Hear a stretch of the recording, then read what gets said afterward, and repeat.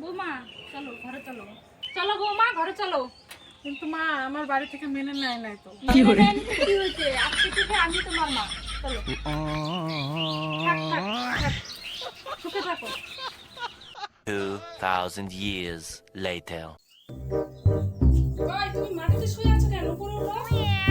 তোমার কি মাথা খারাপ? দাদা বোন অন্যদিন